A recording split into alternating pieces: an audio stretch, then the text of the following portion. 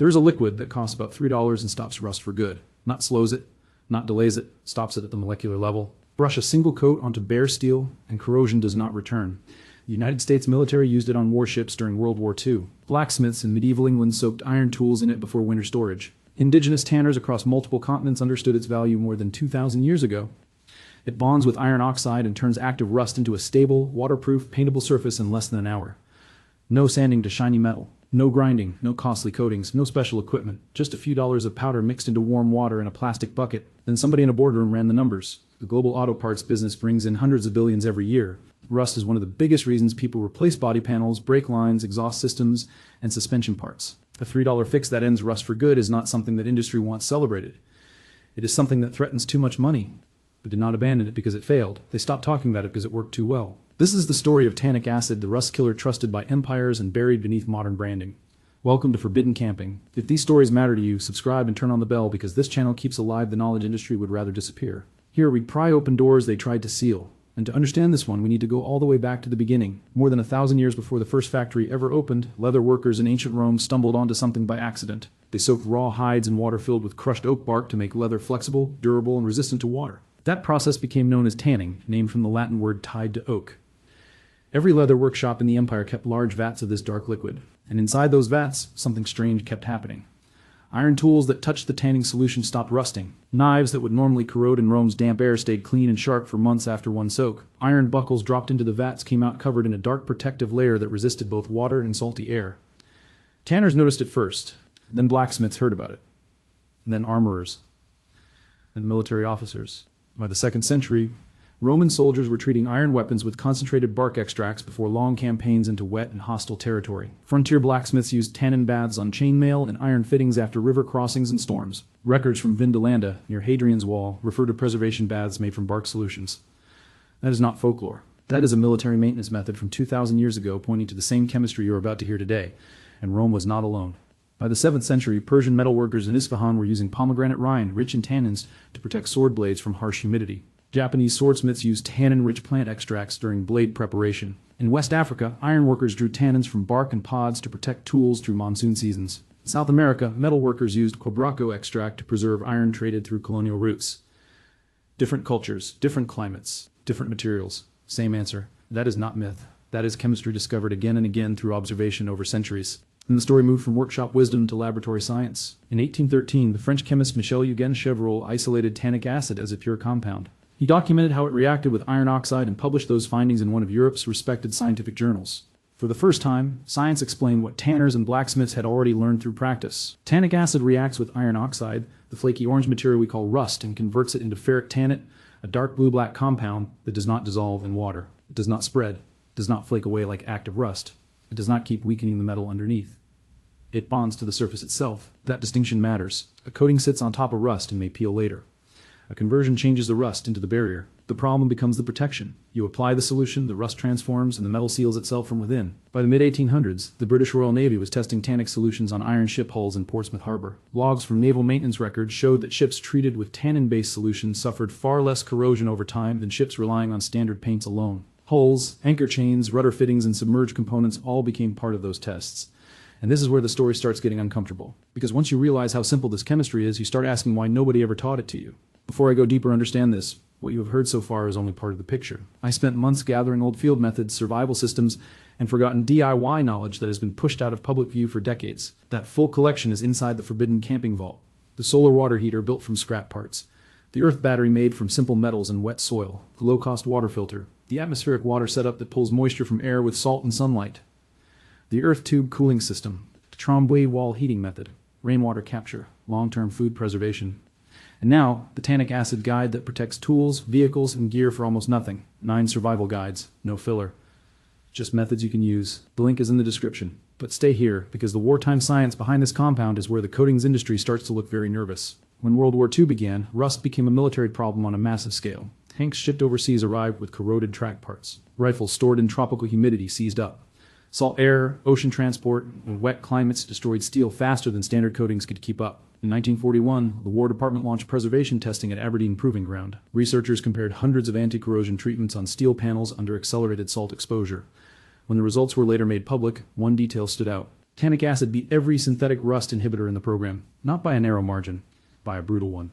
4% solution applied to pre-rusted panels held up through extreme salt spray testing far longer than competing synthetic products. Procurement officers responded by ordering it in bulk. Jeep frames, ammunition cans, rifle barrels, bridge parts, landing craft hinges, all of them were treated with the same simple chemistry. And after 1945, that created a problem. The chemical industry had spent the war building factories, sales operations, and product lines around petroleum-based primers and rust inhibitors that cost far more than tannic acid ever would. Their profits depended on proprietary formulas, repeat purchases, dealer services, and branded protection systems. Powder any mechanic could stir into warm water for $3 was not a product opportunity. It was a threat to the whole model. If you have made it this far, you already understand more about rust conversion than most people ever will. Subscribe and send this to somebody tired of throwing money at a problem ancient metalworkers already solved. Everything the industry buried is inside the forbidden camping vault.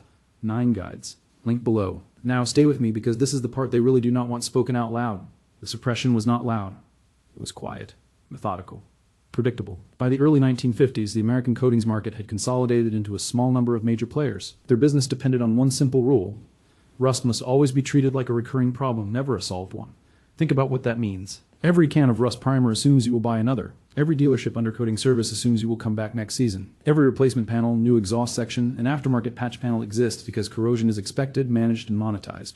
Permanent $3 fix does not belong anywhere in that machine. Tannic acid cannot be patented in the way a synthetic formula can. It is a naturally occurring compound found in oak bark, tea leaves, chestnut wood, grape seeds, and many other plant sources. You cannot build a giant recurring business around something that costs less than lunch and can be applied with a bucket and brush. You cannot sell a $500 rust package with a straight face when the key chemistry can come from a low-cost bag of powder. So industry did what industry always does when a cheap answer threatens expensive revenue. It repackaged it and marked it up, and it made sure you would not recognize it. Most commercial rust converter products sold in hardware stores still rely on tannic acid as the main active chemistry. Look at the safety data sheets and chemical disclosures, and you will keep seeing the same thing. The product may come in a branded bottle mixed with solvents, waxes, or additives, but the core reaction is unchanged. $3 of chemistry, $15 to $30 of packaging and marketing, same molecule, new label.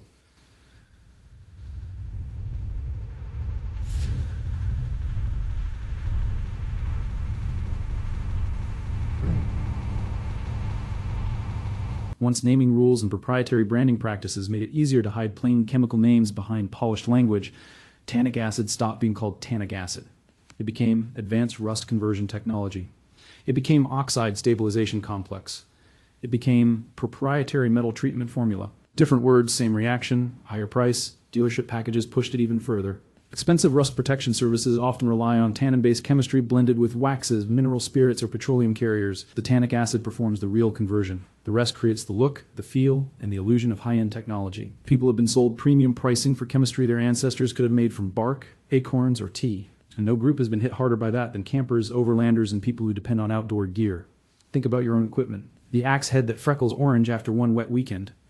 The carbon steel knife that pits after a humid night at camp. Cast iron skillet that comes back with rust patches, the steel tent stakes you toss after a couple of seasons, the truck frame and undercarriage slowly eaten by salt, mud, and trail splash. Rust ruins more outdoor gear than impact, abrasion, and sun damage put together, and the answer has been sitting in the plant world all along, waiting to be remembered. So here's what you do, and it is almost absurdly simple.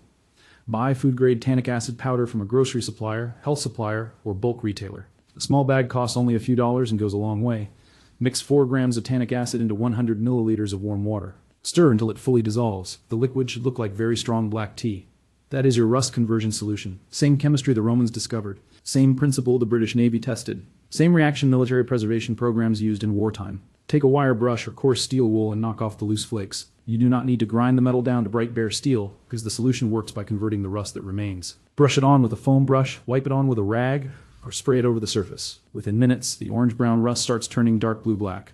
That color shift is the conversion happening in front of you as iron oxide becomes ferric tannate on the metal surface.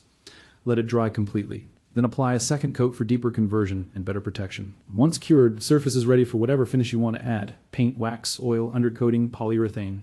And here's the part most people never hear.